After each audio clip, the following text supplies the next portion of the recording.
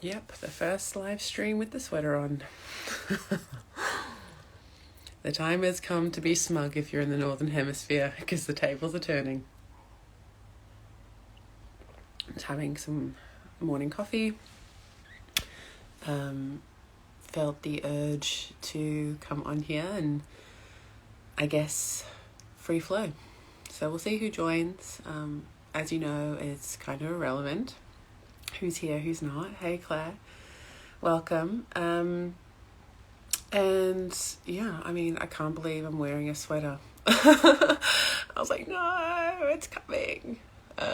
In one way, but in another, I was really reflecting on how much I really love autumn. And it's my first autumn in Australia after living in the UK for 9 years. And witnessing a lot of people in my network starting to speak about the new year, energetically beginning in spring, it got me reflecting on the process that I use and the systems that I use to guide the women that I work with.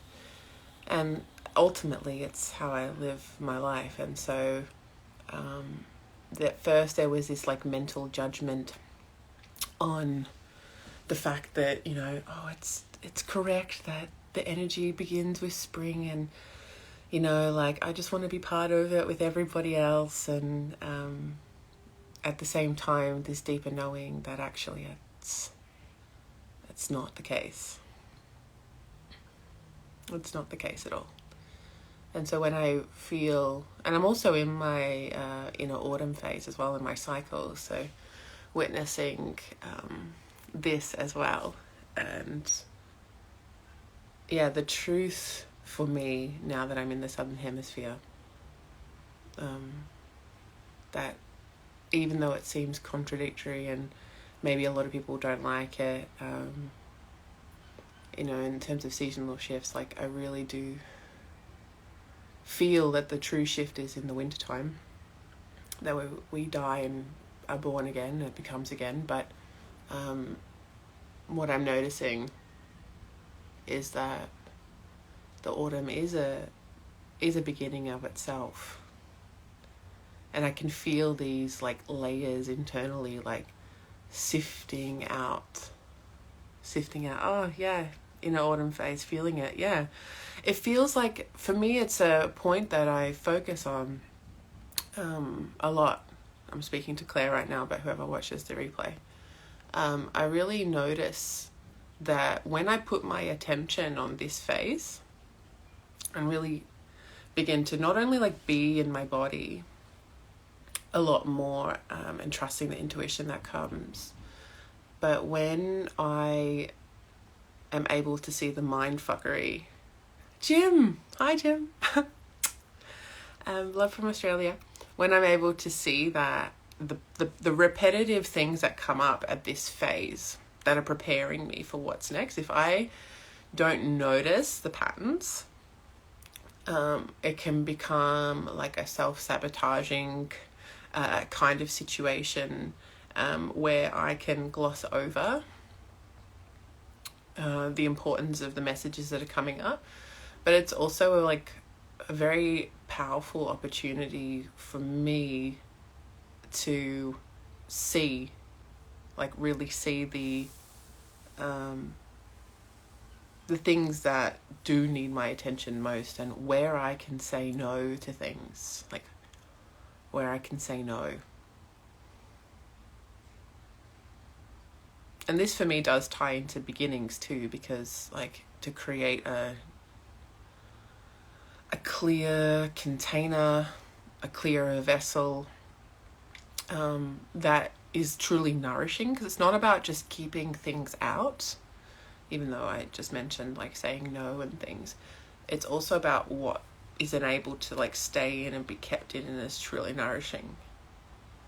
And I feel like this is really, for me, a beautiful way to begin the year, like the astrological year, for those who are, asking what, it's March, what the fuck is she talking about? But the way we sort of end things and transition towards the illusion of newness is what allows that momentum to be created, so to speak. So I have a bit more of my coffee.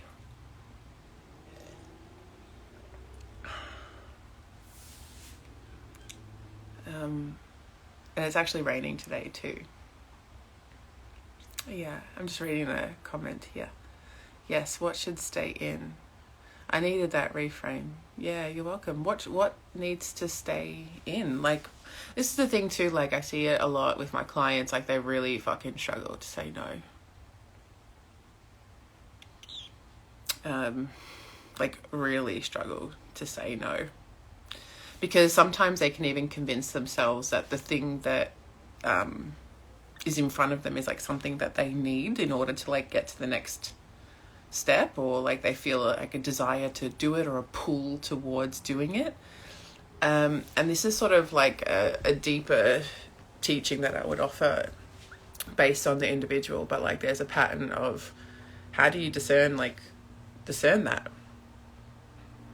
Like, how do you know it's not like the incorrect, using a human design term, like the not self, or like the mind, or like the ego, or the shadows, like not the thing driving you through the vessel of your body? Like, how do you know based on a feeling?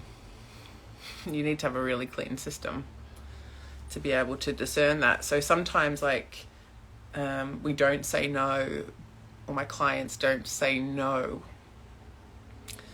because of that mechanism that's running at a much deeper level. And this is where, you know, not only does the seasonal work and the elemental work and wisdom of like layering that in to the emotional body like really come into play, but this is where, you know, with proximity I bring in the archetypal work, and that's where the pattern work starts to come in a little more deeply, and the repair can come in more deeply for the individual.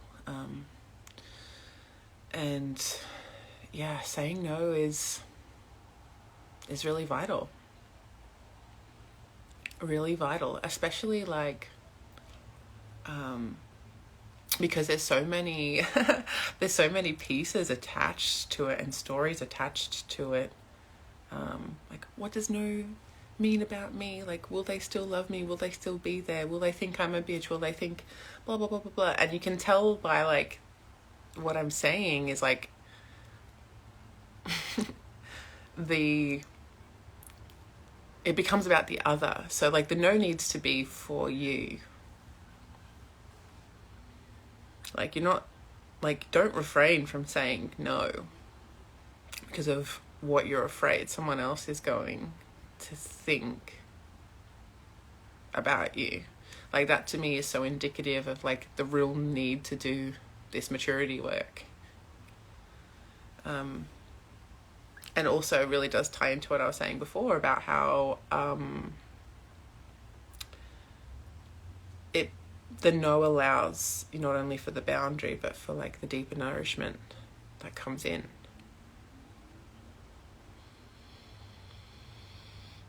How can the no be nourishing for you? And what would be possible like if you were to play with that? I'm curious, especially because you're still here, Claire. I'd love to know how that, you know, impacts you. If you choose to play with it, because this is the other thing, like, that I see a lot in my industry, a lot on these little squares, you know, social media. We're like, oh, this idea is great. And we like go in and we like take all the information and we're like, oh, I feel so inspired by this thing that I just received. You know, I'm so inspired. It's a great idea. And then you don't do anything with it. Guilty as charged. I'm a human being. And if you'll notice, like, the things that I'm talking about, like, I'm turning the dial up more on in my work, is this way that we can use so many things to distract us from like the feeling underneath. So like inspiration is a good one, and like information and learning is a good one. Not to say don't learn. That's not what I'm saying. So if you ascertain that, like, I don't know how to help you. I don't know how to support you if you think that way. Sorry. But it's just, inspiration is such a light, fluffy feeling, and I feel so good, and this is so great, and like I'm learning, and it's great. But like underneath that is still the thing that needs to be addressed, the feeling that needs to be met. And I feel like I'm on a broken record with this topic, and I don't think it's ever not going to be relevant. You know, I see so much beautiful content out there, and it's just wonderful, but it sells to people's pain points. And maybe, you know, like me pointing this out like a broken record might seem like I'm pointing to the pain point, but really it's the cause. It's a cause. So, you know, it would be like addressing the feeling of not feeling good enough, or like I need to keep learning more things, and like I need to do it right. I'm like the perfectionist sort of tendency that I see 9 times out of 10 with the women that I work with. And like, again, that's been my own journey as well. But like when it comes to the feminine in general, like it's a rampant pattern, and definitely comes up in the archetypal work that I do with my clients. It's fucking big.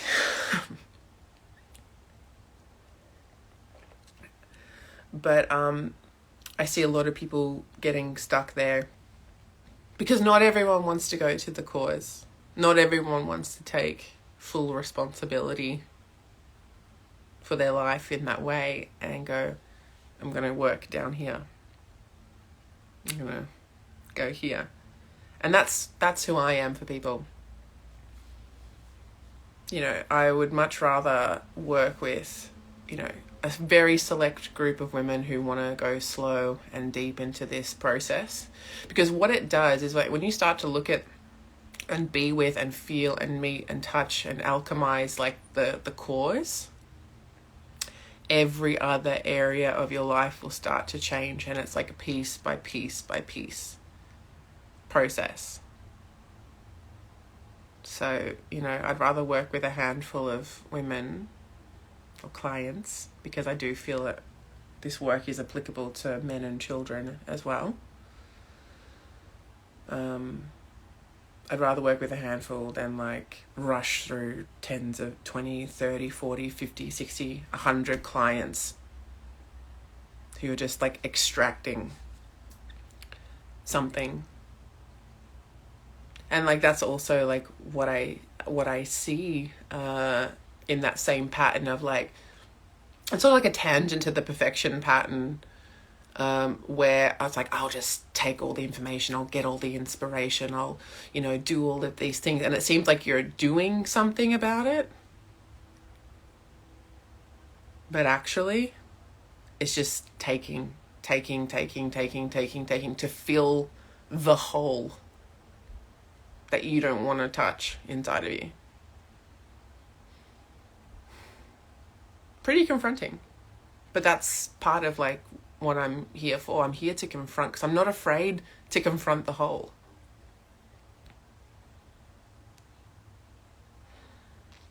Like a lot of the work that I do is about, it sounds strange, but efficiency in energy.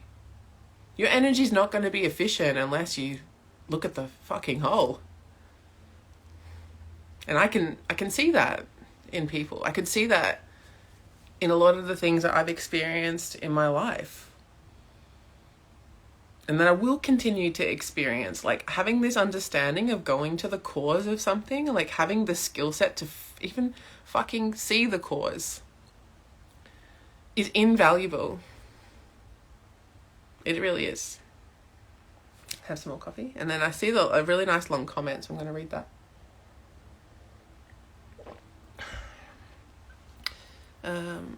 Yeah, this is exactly the piece I needed to hear today.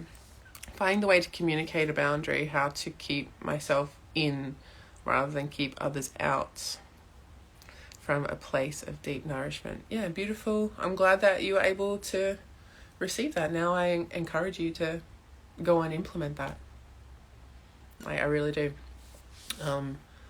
Because it's like the implementation is harder than the realization.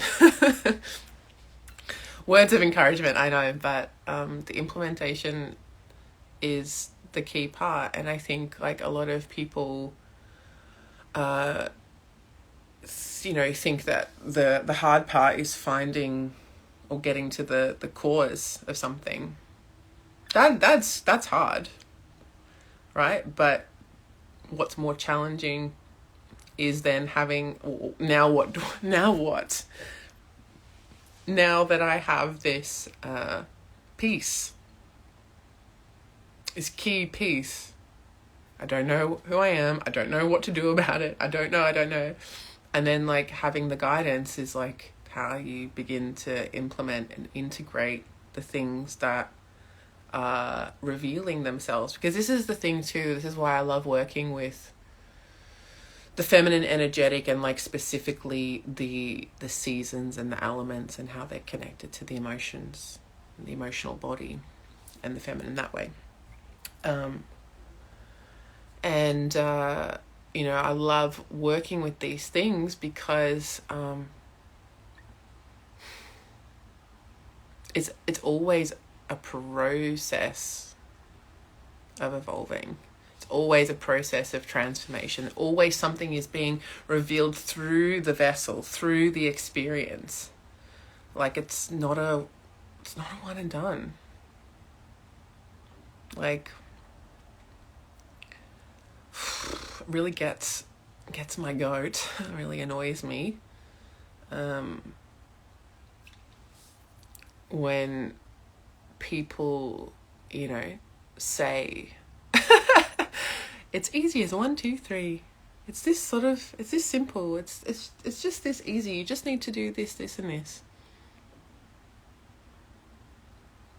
Maybe it's because of my constitution and how I'm made, but and what I'm designed to be here for in this lifetime, like what my legacy is. It's just like not the case. There are so many layers to it. Like you can get the information mentally, but then for it to like move through the density of the body and become part of you, like to truly become embodied, for it to really like be wisdom, the process can't start here. Sure, like you can get inspired by something, it can evoke a feeling in you.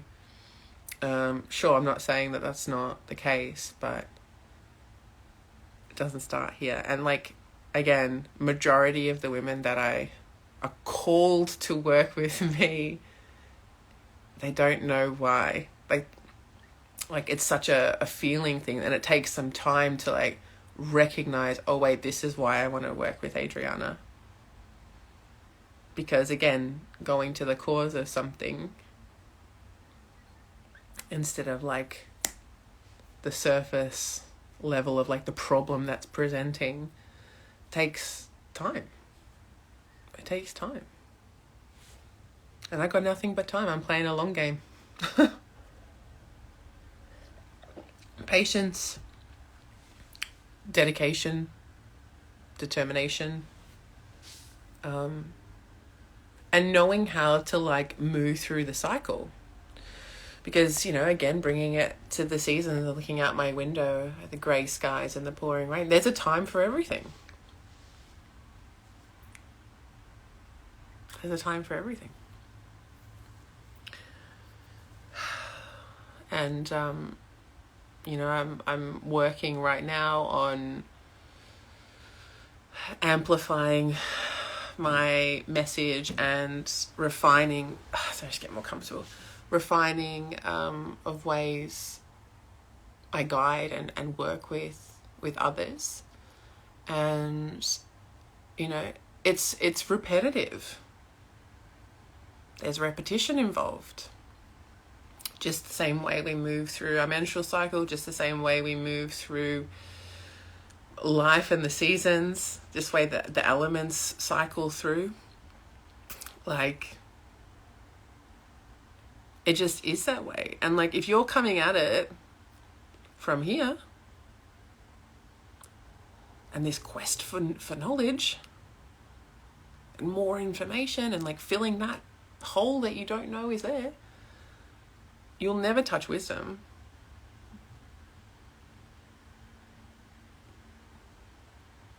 And when it's your wisdom, it's like on the cellular level. It's cellular. And cannot be taken away, it cannot be influenced. It's yours. And it comes through time and patience and trust. I can just see my messages going off. Take off the notifications coming through on my phone, so glitched out there. And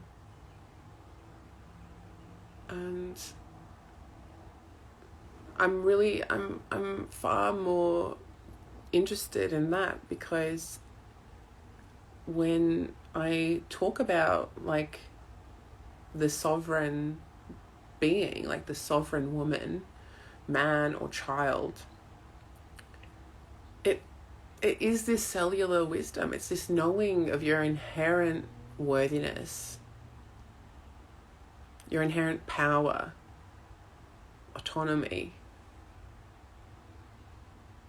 And like, it does tie into the boundary thing. It's like this clear line around you, almost like, you know, this big beautiful bubble or even just like the surface of your skin. Maybe I don't have the imagery for it right now, so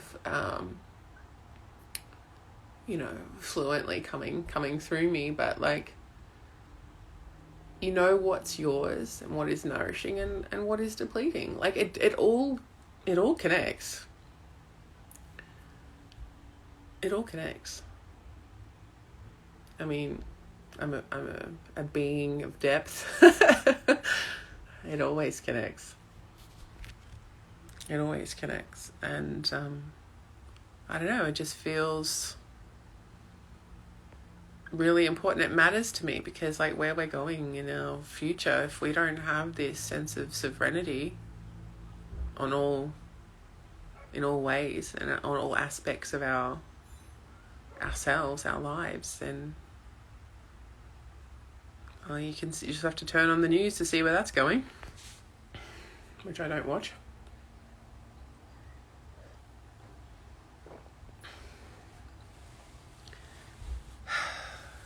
And it is, I'm not going to lie, it's much, much harder as an adult to do this than it is to, you know, guide a child and support a child in retaining this, because we already had it. And I think that's what's so heartbreaking sometimes, is that like that hole it really makes me emotional. That hole is something that like happened because we abandoned ourselves, because we lost contact with this part of us. And, you know, whether you do or don't want to have a child, it's not the point, but there is a new generation coming, and I do think no matter how fucking hard it is, as adults, I think we have a responsibility to do that, to model that for children coming through. And to me, like, the core is like, even like the emotion that just came up to me when I was describing the whole.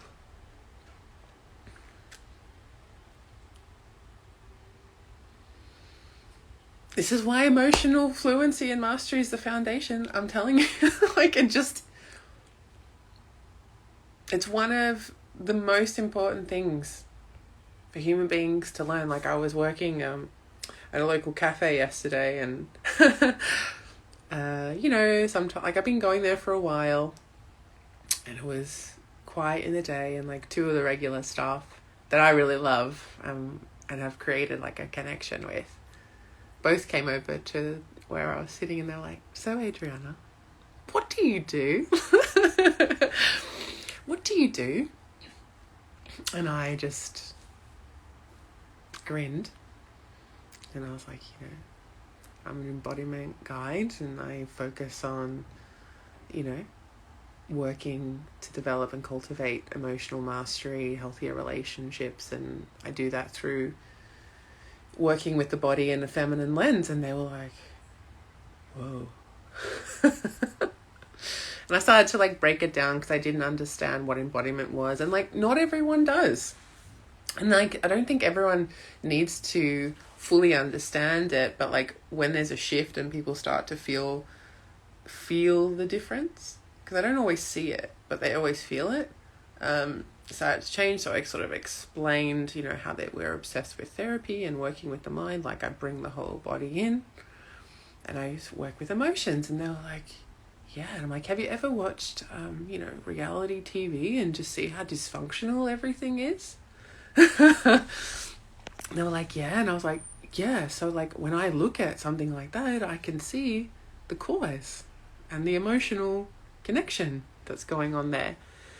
And they were like, whoa, yeah. But it's got, and like their responses was like, it's so deep, it's got like a depth to it.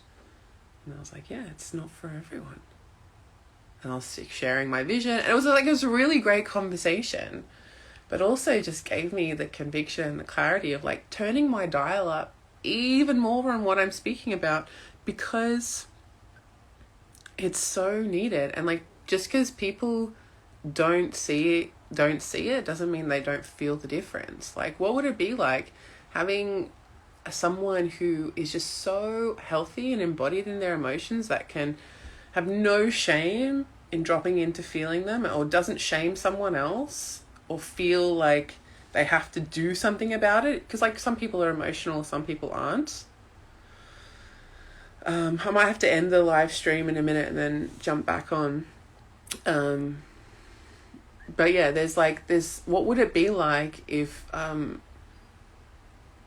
you know, we didn't have that layer? What would it be like if you had these embodied sovereign beings who really moved and understood their emotions and expressed them healthily? What would relationships be like?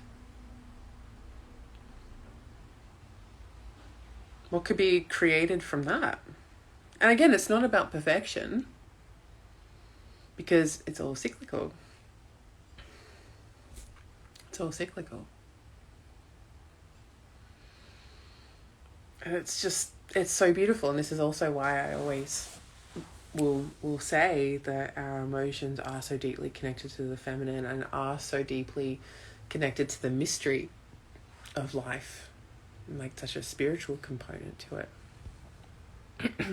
Anyway, if you've just joined, get ready to catch the replay, because I feel like wrapping this one up. Thank you for being here. I'm sure there'll be some more live streams soon, and yeah, just thank you for being here, for moving with my free-flowing live stream. And yeah, if you resonated with anything, I'd love to hear from you. You can shoot me a DM, you can put more in the comments, but until next time, see you soon.